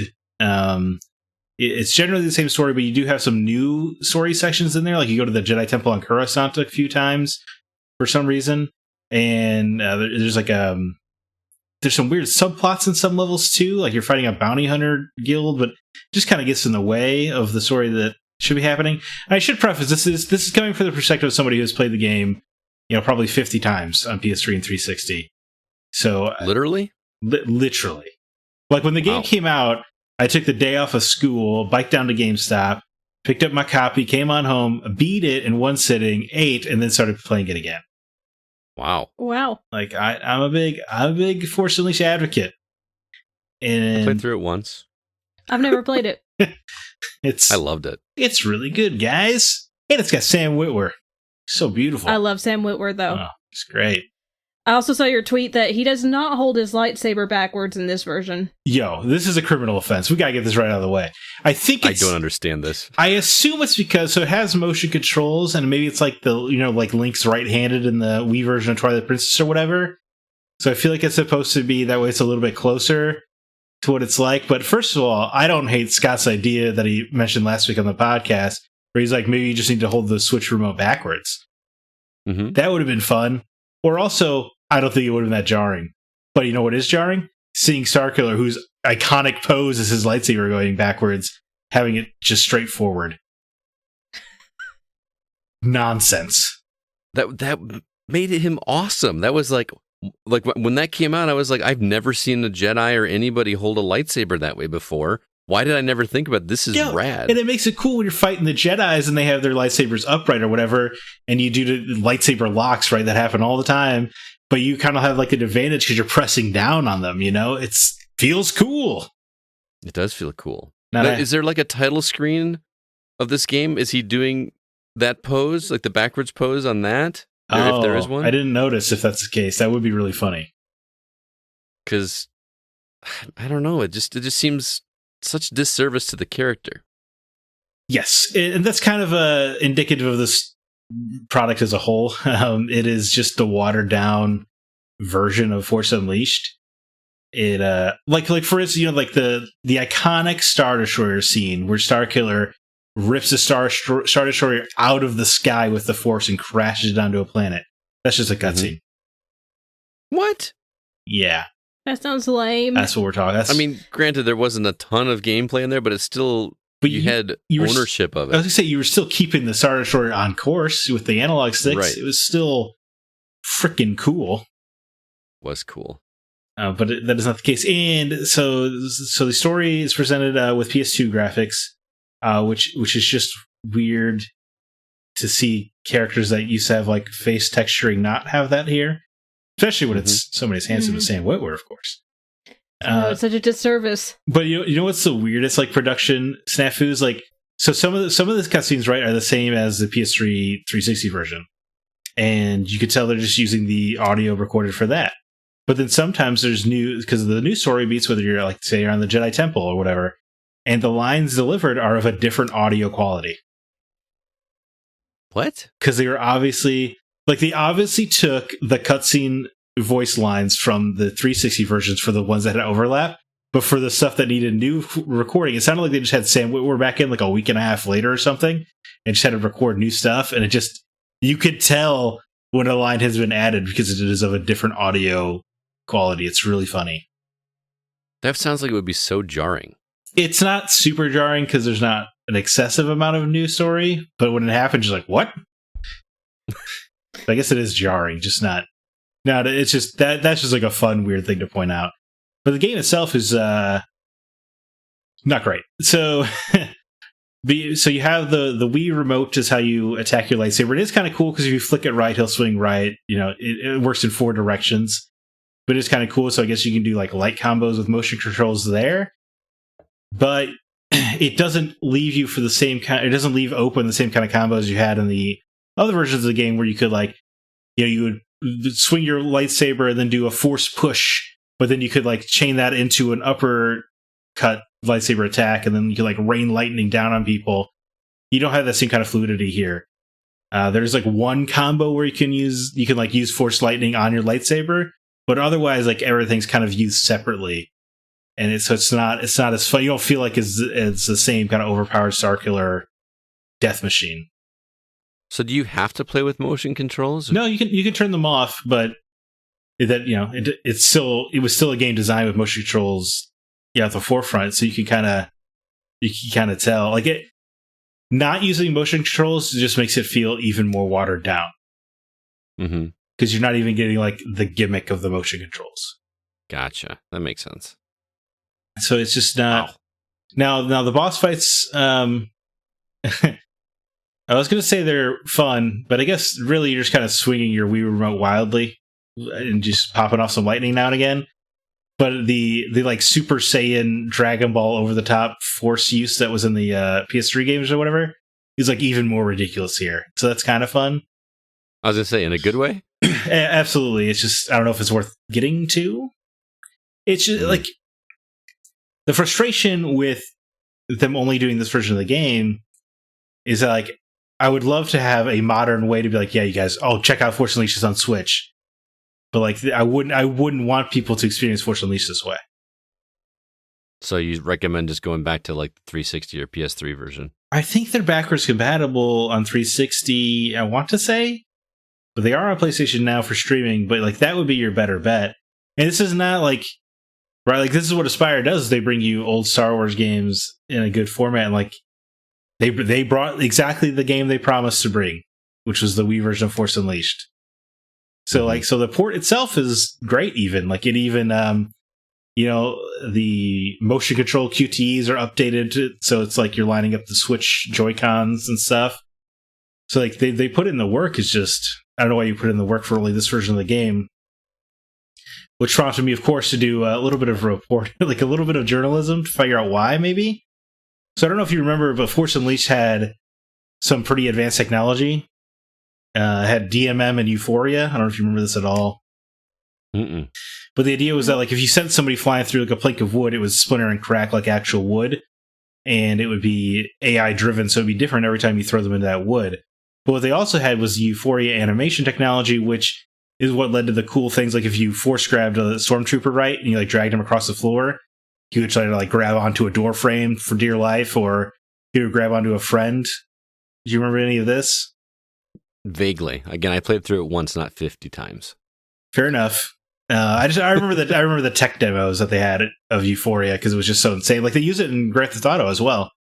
Oh, okay. But it's a dynamic animation technology. But Zynga bought Euphoria in 2018, so I think maybe you would have to do some weird relicensing to re-release the PS3 and 360 Force Unleashed. That makes sense. That's the only conjecture I have. But this game is, I'm so passionate for this game, and it required me to get my journalist hat on real quick and try to figure out why in the hell you would pick the inferior version to bring forward. Because that may have been all that's available, it sounds like. Yeah, and I know Zynga is working with Star Wars, but it could just be such like, it might be more trouble than it's worth for Aspyr. Right. But that's frustrating. So if you have a weird love of the Wii version of Force Unleashed, go ahead. But I don't. Did you play the Wii version on the Wii? No. Okay. Why would I? I don't know. It just... Also, his run animation is goofy, but the goofiest thing I've ever seen is I wish there was a way that you guys could just see his double jump in this game, because he probably sends you 6 times further in the air, and then you float down like you're on the moon.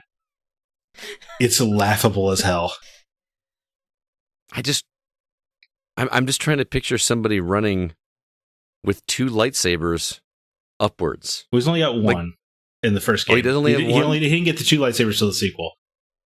Force Unleashed 2, that's when you get 2 lightsabers. Oh, okay. That makes sense. Now, there is a dual mode where you could, there's like a little fighting game mode you can play. Don't do it. It's just not, this is not fun.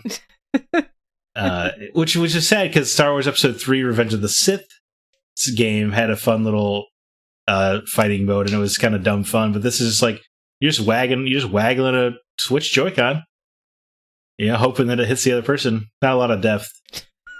Kind of sad. That sounds like that boxing game on Wii Sports. Remember that? Yes, I do remember that. Right. People just doing this just to see what happens. Yeah. So anyway, Force Unleashed. The only benefit is you can unlock a Mara Jade skin, so that's cool. That's that character that I don't know yeah, who it is, right? Yeah, that we were making funny. Luke Skywalker's wife. There we go. Yeah. It's just, I was surprised there was a cheat code to play as her. That's cool. I might have to look this character up so I can see what she looks like. She's a redhead, which I've been known to enjoy. Ah, that makes sense. She's a redhead with green eyes, and her initials are MJ. Sounds familiar to any other potential crushes of mine? It all makes sense. It's all coming together. I respect what Aspyr is doing. I love what they've done before. I love that they bring us these Star Wars games that don't have a home. This is not a win. Fair enough. I think I just want to play the 360 version, which Me too. Not like I have time. It's real good. Well, you can blast through it in like 5 hours. Yeah. Alyssa, I do recommend it if you've not played it. Check it out. I need to. I love Star Wars, so... It's a fun story, and I won't say what it is, but like where you are in the final area of the game, like the finale or whatever is pretty rad. And they explore a key part of the Star Wars lore in such a way that you're just like, it's so clever and well done that it is infuriating that it was not used in the Disney versions. I agree. Ooh. You even get some derivation stuff too, which is kind of cool. So yeah, highly recommend it. There you have it, Star Wars The Force Unleashed on Switch. Unfortunately, it sounds like you should just check out an older version instead. But I have one other review for you guys. I sat down with Relle to talk about a game called Teardown. He's going to share those thoughts with you right now. Well, hello there, Relle. How you been, man? Doing great, ready to indiscriminately throw bombs into soon-to-be-abandoned buildings. Yeah, you're going to have to tell me what is going on with this game Teardown that you reviewed for us. It comes from Tuxedo Labs and was provided by Vicarious PR. I actually got a chance to watch you play this one a little bit on Twitch. I think it was on Saturday. And I really am intrigued by what you're doing or what the purpose. Is there a story going on in this game? Kind of, sorta. You play like a guy who does teardown services where he like either demolishes buildings or just demolishes buildings. But you end up getting hired to do various jobs that involve like vandalism, for instance, and then just outright theft. Yeah, that's what I was getting from the trailer a little bit. I didn't understand. Yeah, which involves, like, for instance, breaking into a port to steal, like, the GPS boxes off of 3 different boats, along with the computer logs of their trips, along with another boat, and you have to do all this like almost simultaneously, because the way the game works, it starts you off easy. It just gives you a nice introductory mission to just tear down a building, right? Mm-hmm. You know, you have your sledgehammer and your graffiti paint and your fire extinguisher in case there are any fires, and you just knock down a building, easy peasy. But then they give you additional tools, like say some explosives. Logistical explosives, planks for making stairways, and of course a shotgun. Because that's how you do it. To tear down a building. Because that's how you do it. You shoot it down. So you're just basically tasked with destroying these buildings for the sake of criminal activity? Well, the actual teardown parts are the more legitimate jobs, but you quickly get roped into this kind of rivalry between these 2 rich guys. Because you end up getting hired to steal a car from one of them, and then that guy, not knowing that you stole his car, hires you to steal 3 cars from the rich dude who first hired you, and it just goes back and forth. But the majority of the missions tend to be ones where you need to steal a thing, but those things are attached to alarms, and if you trip even one alarm, you have 1 minute until the cops show up and bust you. And so the challenge there comes from trying to figure out how can you get all of the required things as well as the optional stuff, if you're, really going for it, within that 1 minute time frame, because you got to get everything and get to your escape van within that minute. So it sounds like a mousetrap type game where you have to kind of set up all these situations to do exactly what you need it to do, and then you actually have to make it happen under that time so that you can escape. Am I understanding it right? Yes, there's a lot of prep work involved. Just initially from just looking at the map and figuring out, okay, I got like this thing on one side of the map, this thing on the other. There's a body of water between them. How am I supposed to get all of these things together?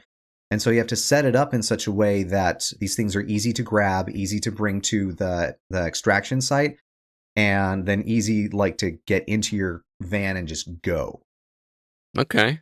I think it sounds intriguing. And what kind of made me laugh watching this is, and I feel like this would be a turnoff for some people, but I actually find it kind of charming with this game, is the art style. Because it almost has like a Minecraft light. Like the voxels aren't nearly as large as they are in Minecraft, but they're very chunky still. Yeah, it is like mini Minecraft, I guess. Yeah, it's very Minecraft-esque because it's all voxel, number one. Mm-hmm. And you do a lot of destroying stuff in it. But there's a physics engine in there that determines, okay, if there's no longer, a wall in this area, this building is going to fall. Ah, okay. Yeah. And you can use that to your advantage, I would assume, in some places. In terms of demolition, yeah. In terms of demolition, yeah. There's a lot of theft missions, but they also kind of spice it up by throwing in others. Like one in particular had you destroying a water tower, and they just give you a box of bombs at the beginning. Go nuts. Sounds fun. Yeah. And then another one was a bit of a twist because you still had to steal some paintings, but the challenge wasn't getting them all at once because none of them were just hidden. They weren't attached to any alarms, but there was a huge thunderstorm going on with lots of lightning strikes, which set a bunch of houses on fire, which if the fire gets too out of control, the alarm starts. Oh, so it's almost like a firefighter mission at the same time. Yeah. Okay. So contrary to all your vandalism and destruction of the past missions, you now have to put out fires and keep things from being destroyed. Otherwise, you're going to get caught.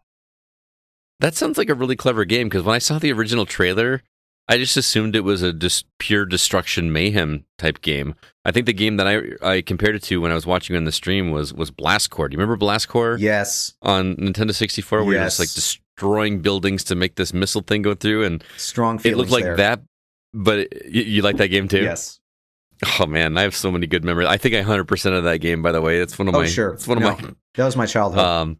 Yeah, but I kind of assumed that's what this was going to be, but it seems like it's a lot more strategic. I mean, there was definitely strategy in Blast Corps, but yeah, but this one, well, with Blast Corps, the time limit is constant the second that you start a mission, and this one, it's just prepping all the way and then figuring out the best route to take in order to get everything that you need. It'd be like if in Blast Corps, the truck carrying the nuclear weapons or whatever they were just stopped, and you had all the time in the world to knock down all the buildings and prepare the path, and then only when you triggered the truck would it actually start moving. That sounds like a much more or a much less stressful game than I remember it being as a kid, even though I loved it. Yeah, in that case it would have been, but for Teardown, it's not as stressful with the theft missions, certainly. But if you're like trying to get everything in that minute, it can be like, all right, it can be like speed running where you have to save like 5 frames in order to get your PB. Okay, interesting. So you're recommending people check out Teardown? Because I think it sounds fascinating. It is fantastic. I mean, I had so much fun with it. I was laughing like crazy, like especially at my failures, because my failures were spectacular. And it's really good because it also comes with, like, once you actually go through the campaign, you unlock the various tools at your disposal, and then you can take those tools into sandbox mode and just see what kind of nonsense you can get up to. Which sounds great. I think my favorite moment from watching you in the stream was when you had a fork truck of some kind and were trying to push a boat into the water so that you could pilot the boat, or I don't know if that's the right word, but okay, that was quite humorous to watch you do that, man. Okay, I remember that, and I know what I was thinking. That boat was attached to an alarm. I couldn't get I needed the GPS device that was in the boat. I wanted to move the boat over to where I needed to take the stuff. And so I figured, okay, I'll pick it up in the forklift. It was pretty entertaining to watch. Except the stupid thing was like on a downward slope, and you can't really pick that up easily. Yeah. I like the outside the box thinking that you were going through, though. So that was cool. Yeah, it's strongly encouraged in this game because they give you a bunch of tools, they put you on a map, and they say figure it out. Yeah. And speaking of your YouTube channel, can you let everybody know where they can see it if they want to go see some of your gameplay? Yeah, so if you want to check out that stream or any that I do in the future, that's going to be at youtube.com/Relle Plays. That's RELLE Plays. Very cool. And are there last minute thoughts about Teardown before we head out of here?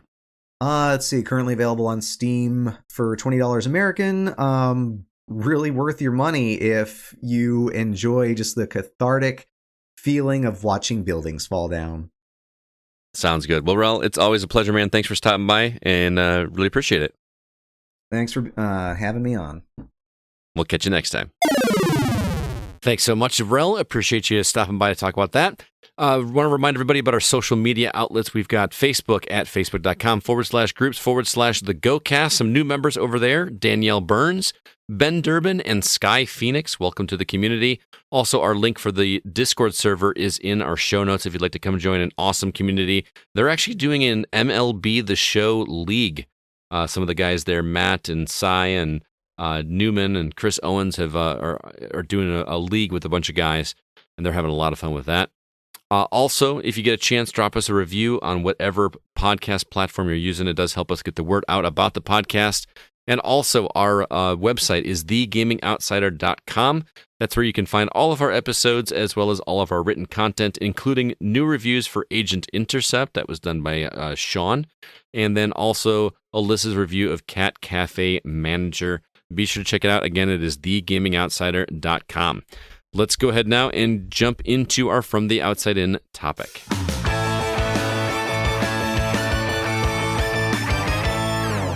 A few weeks ago, we talked about video game documentaries and YouTube channels and shows, but I wanted to go a little bit deeper and discuss non-fiction literature based on our favorite hobby. In all honesty, I'm looking for recommendations for myself as I've been listening to a lot of audiobooks lately, and I got a couple that I will share. You guys have heard me talk about them already, but I've been enjoying them so much, I wanted to hear more. So I wanted to talk to Zack and Alyssa and also hear from our community about some books that we can read. So let's talk about ones that we've read or maybe even want to read in the future. I have to assume that Zack has a wealth of knowledge when it comes to this topic, being a huge reader and also a huge lover of video games. So let's start with you, Zack. Wow, that's a kind of blowing up my balloon here. I can see here, it's a little how we make the sausage. I can see on this some stuff that Scott has already listed, so I'm not going to take any of his.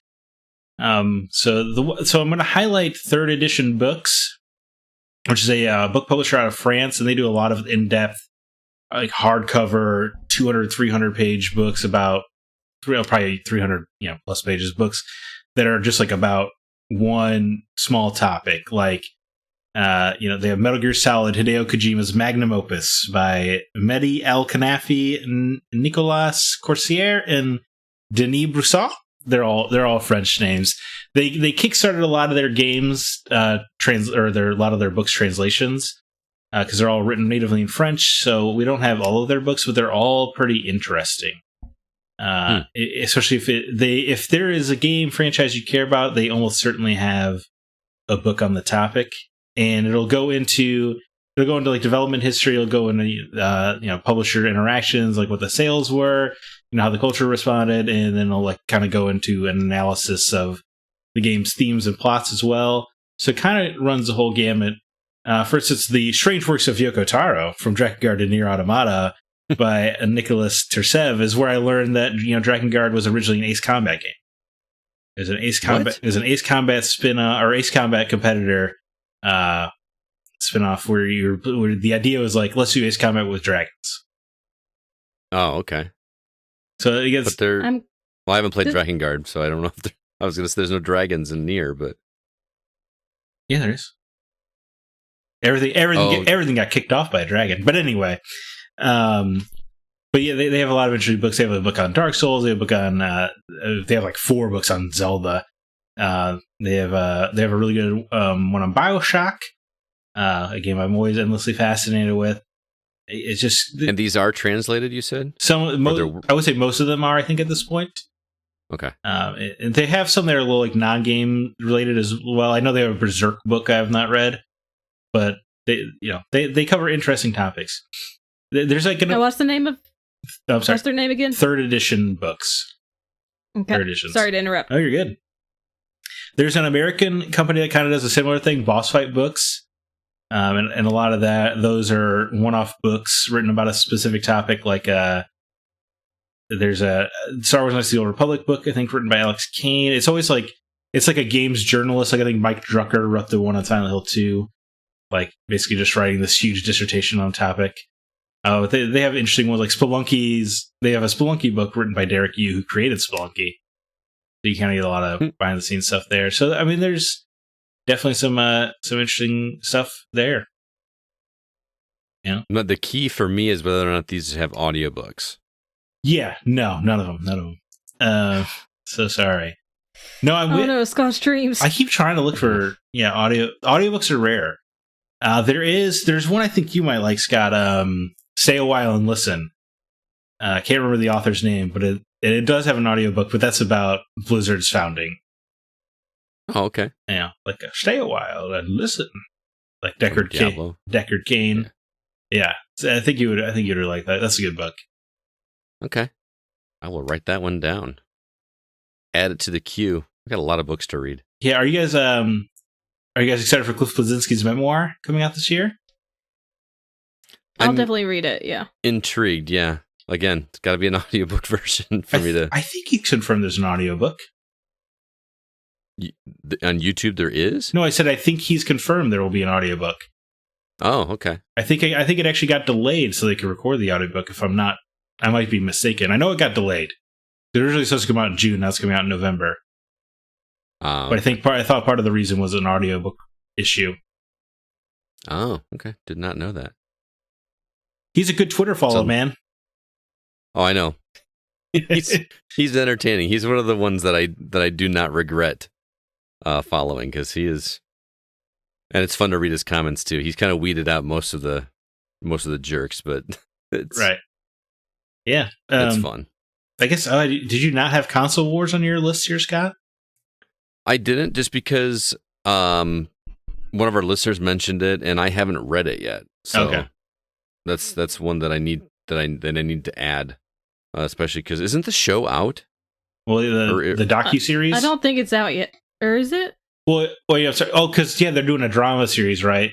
Is that what you're talking about? Right, like a biopic. Yeah, no, I do not. Yeah, I think Seth Rogen's producing one of them. Yeah, do not think that's out. Biopic or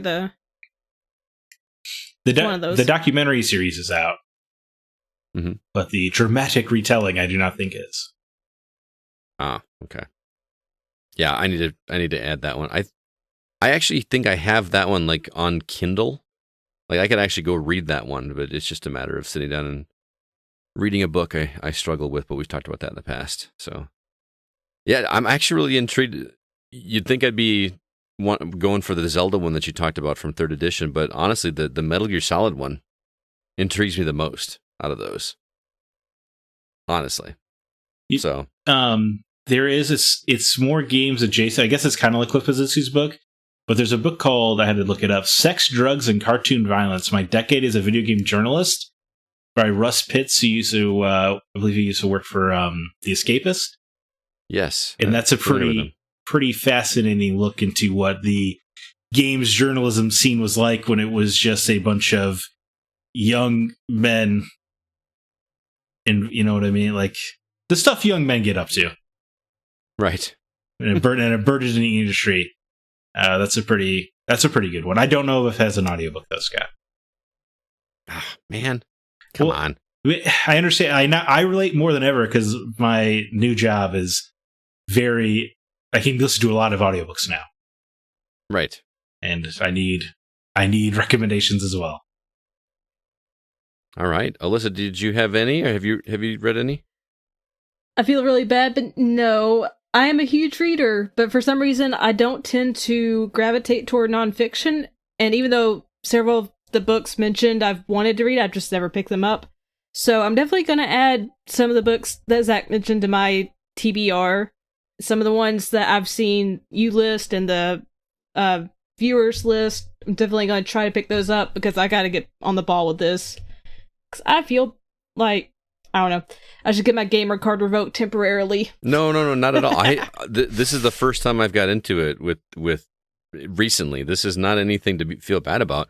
You've heard me talk about it in the past, but honestly, Masters of Doom is a really interesting place to start. That would be my first nonfiction recommendation for video games, I think.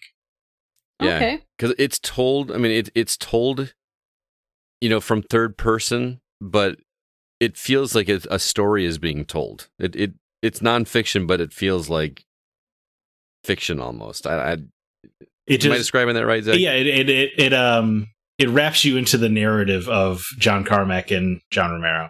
Like, yeah, it does. It feels like you're listening to a story.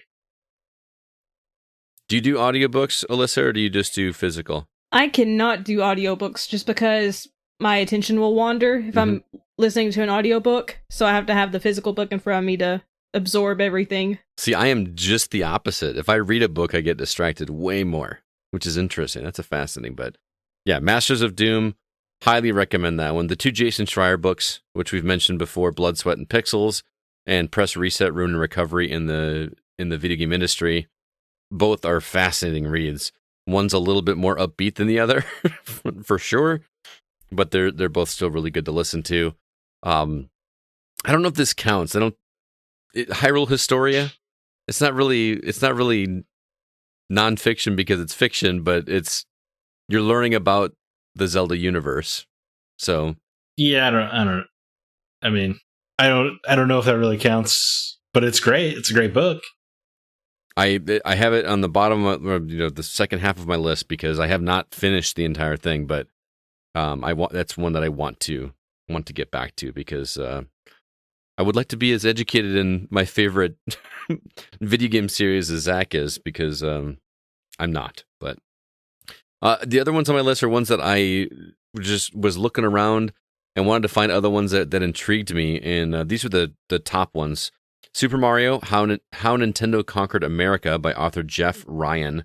I read the synopsis on that one. It just sounds interesting, and I'd like to know a little bit more about the history of Nintendo. There's one that stood out to me called What Video Games Have to Teach Us About Learning and Literacy by James Paul Gee. Obviously, that one intrigues me as a teacher because I'm always looking for ways to connect with my students, and since so many of them love video games, I thought that might be a good way to get a leg up on teaching my students how to read. Outside of just playing the game and reading the text, there's got to be something more to it. But I mean, think about that for a sec, Zach, because when we were kids, we played so many JRPGs. That was a lot of reading, right? Yeah. Well, I always say a lot of my early vocabulary was taught by Pokemon. Mm-hmm. They taught me what paralysis was. That's a good. Okay, there you go. But I'm thinking about that. What games that kids are playing now have a lot of text to read? Not everything, but there's a lot of voice work in games now. You don't really have to read a whole lot anymore. No, not at all. So I can't really think of any. Got to give kids Pokemon when they're 5 years old. Not a bad idea. It's not like it's not popular still. You know what I mean? And their kids are not going to care if it's a Game Boy graphics or whatever. Like, let them read it. I mean, you learn a lot of weird things, like a lullaby, like in a sleepy kind of song. I learned that from Pokemon as well. Like Pokemon taught me a lot of words. Mm-hmm. Or even just visual cues, right? Like the things that you see that mean something. Like something means poison. The little skull and crossbones, or visualization. Shout out to Baby's First RPG. Right. I don't know. I want to read that one. Again, don't know if there's audiobook versions, but I'm going to have to check it out. Last one that I'm going to recommend is The Tetris Effect, the game that hypnotized the world by author Dan Ackerman. Just because I played so much Tetris as a kid and even in my adult years, for there to be an entire book on Tetris fascinates me. I want to know what the story is behind that. And, I know it derived in Russia. I actually met the guy at E3 that was very responsible for bringing it to the United States. So it'd be kind of cool to read that book and hear his name. So I don't know. We'd just love to learn about Tetris. So those are the ones that I recommend. The first two I recommend, and the others are ones that I would like to read. But I wanted to talk to the community, and you guys delivered. We're going to start over on Facebook with Mr. Sean Coates. Sean says, "This is such low-hanging fruit, but Console Wars by Blake Harris, as it's the only one I've read. I've just started reading the book, slowly but surely. I'm willing to bet those of you who listen to this podcast have at least heard of it, so I can't exactly call this a recommendation, but in case you haven't heard of it, go read it. It's an interesting read, which is presented narratively. So the author had to take liberties with the dialogue and write out the scene how he believed it would have gone based on interviews of all people involved," which is such a fascinating way to do nonfiction. I wonder why that decision was made, just to make it a broader appeal, maybe. Well, I think it's less dry. I mean, for people like Alyssa who prefer fiction, it's going to be easier to get into nonfiction if it's presented in more of a story context. And apparently it worked, because that's like the number one book that people think of when we talk about this topic. That's got to be the book, right? Mm-hmm. I mean, it's certainly the one I've heard the most about. Definitely. I mean, it's got a docuseries and it's getting a movie, so it's... Yeah, well, a TV show. Yeah, or TV show, excuse me. Zach? Quinones over on Discord writes in, Masters of Doom is fantastic. Such a great insight into two pioneers in the industry. Also love console wars. Being a Sega guy, it was fun to learn how things went down during the Nintendo-Sega feud years. I mean, yeah, we've already talked about it. Masters of Doom is so good. When they have their meeting with Nintendo is exceptional. It's just some real 18-year-old energy. Right. What they do in that room. It's good stuff. That's one I could see myself going back and listening to again. I enjoyed it that much. I mean, you listening to it makes me want to listen to it again. Yeah. It's great. Do you have it? Do you have the audiobook? I do. I do have it on Audible. Okay. Well, you got plenty of time to listen to. I can't listen at work like you can, unfortunately. Yeah. I'm kind of envious of, not that I want to do what you do. I don't mean that in a negative way, but like I'm envious of being able to actually like focus on a book, while working. I understand. Yeah. I feel like I'm more productive when I'm doing, like even just doing stuff around the house when I'm listening to a book than when I'm not. Definitely. Well, yeah, if I'm not listening to something, I'm probably having dark thoughts, so I've always got to be listening to something. Yep. And you never listen to music, so it's got to be something with dialogue. No, right? Music that probably just help make me feel sad. Music. You have to listen to music when I do stuff. Does it make you sad? I tried to pick songs that aren't sad when I'm trying to be productive. So understood. I picked the upbeat stuff. I like to listen to Sonic Adventure 2 soundtrack. There's a lot of upbeat, ridiculous songs there. I listen to a lot of anime soundtracks. Yeah. The lyrics could be sad because I'm not extremely I'm learning Japanese, but I'm not fluent. But the beat is so good that I wouldn't know right now. So that's what I love. All the 90s anime intros. They're all upbeat, like Yu Yu Hakusho or Rurouni Kenshin. But then the shows are actually kind of like dark and serious. Just really funny. I actually am the weirdo at the gym that, has headphones in and is listening to an audiobook while I'm working out, while everyone else is like, listen to real high energy music and everything. And I'm just like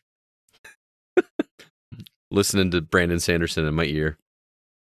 Hey, worse things could happen. Oh, yeah. That's true. It's just, you just assume that everybody's listening to music, right? I wonder how many people are like, because nobody knows. You could listen to an audiobook and nobody's going to know. But back when I used to I'm work, not a weirdo. Back when I used to work out, it was all podcasts. Mm-hmm. So I get it. Same thing. I have podcasting. I've gotten more into audiobooks in the last year just because, I've got that Audible subscription, so I almost feel obligated to like keep up with my monthly book. Like you get one. Hey man, it's kind of an expensive subscription. One book for $15 a month, right? Yeah, but it's cheaper than buying them. No, of course. I'm saying in the world of subscription fees, that's kind of a higher end one. Oh yeah, it's like $15. And you get a book. But yeah, I'm lucky if I get through it. Like it's almost the end of April, and I've barely scratched the surface on my April book. So my May book is going to be a very short nonfiction book that I want to read anyway, but it's something I'm going to read for school, but I'm going to flip-flop back and forth between those two. So anyway, moving on. Alyssa, you want to grab the next one? Mark Zemansky writes, I've mentioned Console Wars in the past. I maintain that it's the best book on the subject that I've read. I'm curious if the GoCast or any listeners have read Mastering the Game, What Video Games Teach Us About Success in Life. If yes, send me a message. I have not heard about that one, but I added that to my list for sure. No, definitely. Anything that talks positively about our hobby. It sounds too positive. Success in life? I don't know if I'm interested in that. Oh, man. I don't know how to respond to that, Zach. Oh, no. Moving over to Twitter, at Fairy Crypt says, check out the awesome books by at Brett Weiss CHVG. Brett Weiss is the author of books such as NES Omnibus, SNES Omnibus, Classic Home Video Games. He's got multiple volumes of that, and the 100 Greatest Console Video Games. This is interesting because Brett is actually going to be at the Midwest Gaming Classic this Saturday for where I'm going to be. So I'm actually going to go introduce myself to him and say, hey, we talked about you on the show this week by random coincidence. So I've been friends with Brett on social media for a while. Have you? We found each other through when I was still doing YouTube, so I don't know if he remembers me, but maybe see if he mentioned me, see if he remembers me. I will. I'll talk to him and say that my co-host is a fan and you guys know each other. So, I mean, who could forget Alyssa? I have no idea. I don't know either. There you go.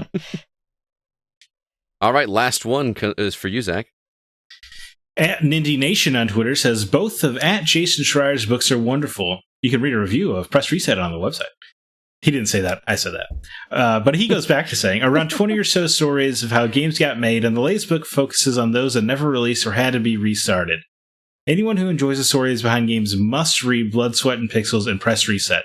And then, of course, the premiere story of early 90s console wars in Console Wars by Blake J. Harris. It's outstanding. I recommend all three via audiobook. Doesn't Ray Chase do the audiobooks of Jason Schreier's books? I don't remember who the voice actor is that does it. Oh, so that's very tempting because he has a wonderful voice. He does. Is it a kind of a deep voice, Scott? You're useless to me. Probably. I don't. You've listened to these, haven't you? Yeah, that was like last summer. Oh boy, what a short memory you have. I don't remember like what voice. Do you know how many audiobooks I've been through since then? Yeah, sure. The ones that stand out to me are, like Will Wheaton. They are both narrated by Ray Chase. Okay. Voice. Would I ever know who that is? He is Noctis in Final Fantasy 15 or Nier in Nier. Oh, see, that's why it stands out to you. Hey, Noctis is a great character. Does he have a deep voice? What audio narrator, book narrator doesn't have a male voice, doesn't have a deep voice? I don't know. I just listened to Bioshock Rapture. That guy didn't have a particularly deep voice. I don't remember. Yeah, Ray Chase's voice is kind of distinctive. Is it? In a way. He was in Licorice Pizza. I haven't seen that movie yet. But I want to. He's in it as a radio host. It's a good movie. Well, thank you guys for the recommendations, and Zach and Alyssa, thank you guys for the recommendations as well. I've got quite a list to add. What did you call it? Your TBR list? To be read. Be read. So I'm going to have to definitely add those in there. I've got some good ones to catch up on. But I know CJ is going to bug me to keep going on the Brandon Sanderson train. I am not going through that series as quickly as I had hoped. The second book as I had hoped. It's not grabbing me quite as much as the first one, but I'm going to keep going. You started listening to the second one, though? Yes. Yeah. I'm only about like 10 chapters. Is that Words of Radiance? Yes. Yeah. It just takes a while to get going. I absolutely, I loved every second of that first book, and I have yet to read the second one. I would be really curious to hear your thoughts on it, man. Because, part of it is they do two different narrators. They have a male voice actor that does the voice of the male characters, and then whenever it's Shallan, it's this female actor, and I just really do not like her voice. It has nothing to do with her being a female at all. I don't like the way she reads. And I'm not gonna call. I don't even know her name. I couldn't call her if I did, but it's like little nails on a chalkboard for me. But I made it through the entire first book, and it was the same person. So, I don't know. That first book just really grabbed me. It was great. And this one is just taking a little bit longer to get going. There'll be pockets of moments where I get really excited and intrigued, and then it goes back to another character that I'm just not as interested in, and it's just taking its time. See, yeah, Shallan was probably my favorite character in the first book. She was fascinating, but I like Kaladin. Yeah, well, he's like the prototypical hero character. Right, and I just love the whole story of a guy coming from behind and becoming a leader. Yeah, no, That was why I liked Ender's Game so much. Well, like, and I was a little bummed out though because I've been listening to Kaladin, and I had his name spelled in my head a certain way, and then when I actually saw it, like on the audiobook, they actually had the names like in the synopsis or whatever, and Kaladin's name is not spelled how I pictured it in my head, so I was a little bummed. Kaladin, right? No, it's Caledon. Oh, I don't. But it almost sounds like Caladon or something. That doesn't sound right. Yeah, in my head it was a K. I just assumed Kaladin was a. I'm pretty sure started with a K. I mean, I read the book in text. I swear I could have swore it was the K. Okay, maybe. I mean, that's what it said on the thing I read. So no, I believe you. I mean, also this has nothing to do with our topic at all. Yeah, that's all right. Speaking of topics, next week, since CB and I are going to be going to Midwest Gaming Classic. CB wants to do some topic on something about conventions or collecting or something. So I don't know exactly what that's going to be, but stay tuned to the social media channels. We'll have the topic up for you guys to be able to contribute and maybe get your comments read on the show. But that's going to do it for this episode of the Gaming Outsiders. Zach, do you have any parting words or recommendations before we are done for the night? Yeah, first of all, on the back of the book, it says Kaladin with a K, so wherever you were looking was wrong. Oh, okay. But secondly, I just finished reading BioShock Rapture off of your recommendation. That book's exceptional. Isn't it great? It's great. It would be completely meaningless if you hadn't played the game first. I kind of agree with you, yes. Because it kind of jumps through time a lot quickly. Like, they find a sea slug that gives you magic powers, and people are like, yeah, that's kind of cool. And they just kind of roll it right through it or whatever. You're like, what? Mm-hmm. It's like if you hadn't played the game, you'd be like, what is happening? But if you did play the game, and that's who the book is for, let's be honest, it's awesome.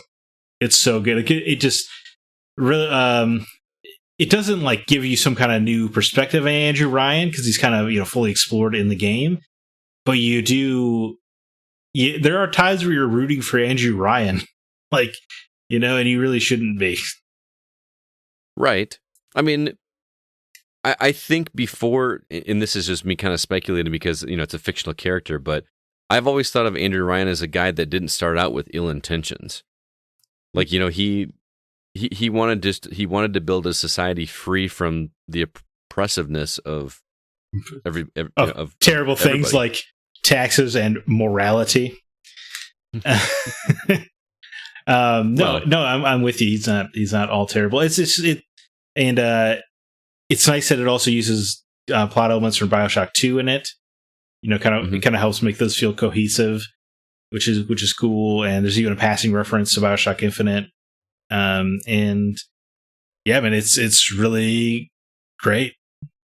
I don't know what else to say. Like, if you like BioShock, you really do owe yourself to read the book or listen to the exceptional audiobook, of course. I enjoyed the audiobook as well. It was really cool. But yeah, I can't imagine that book would make a whole lot of sense if you hadn't played the games. Right. And again, that's who it's for. So like, it's not really a fault, I don't think, of the book. It's just, I mean, it's nice to see Andrew Ryan's slow descent into the character he is when you run into him. Mm-hmm. It's just good. And Bill McDonough's a good character, and you get to watch Sandra Cohen go slowly kind of crazy. Right. It's kind of cool, actually, like seeing a narrative with these characters that you only really got in those audio logs for most of the game. Yeah. I mean, you fought Cohen, so like, that you have a little bit, but you get to see them as quote unquote normal people for a bit. And plus, like, just the construction of Rapture. Yeah. They go into some of the detail of that. It's just really fascinating to me, and I just thought it was really well done. So I'm glad you dug it, man. Actually, and it has a good perspective on, like, you would probably think it'd be such a cool idea to live under the water and how it might actually drive you crazy after a while. Mm-hmm. The inability to go outside, kind of thing. It's really good. It's really, really good. I agree. Alyssa, how about you? There's a manga series that I read that is still ongoing, but there's only 3 volumes out, and I do not know how you pronounce the name. I've heard it different ways. I say Frieren, but I've heard Frieren, but it's called Frieren Beyond Journey's End, and it feels very Lord of the Ring-ish. It's about an elf named Frieren, and elves live a really long time, and she's already really famous at the start of the manga because her and her friends spent years saving the country they're in from all these different beasts and monsters and just evil people.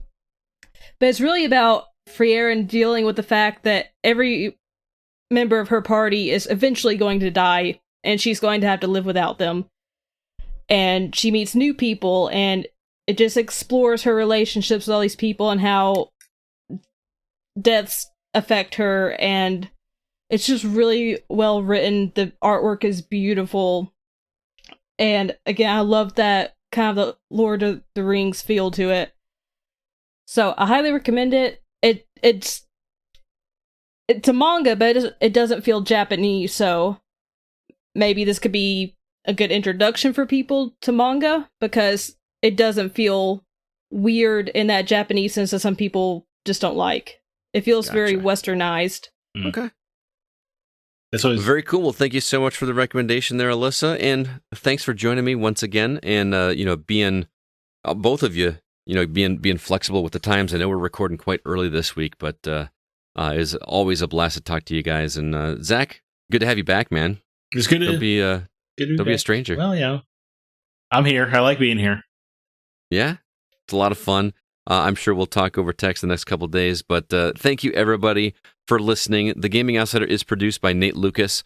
All the music you hear is written and performed by Grant Henry of Stemmage and Metroid Metal. Please be sure to email us if you have any questions or concerns. Our address is feedback@thegamingoutsider.com. Until next week, I'm Scott Clark with Zach Parkerson and Alyssa White, and we are The Gaming Outsider. And remember, there's no such thing as a bad game, just games that aren't for you.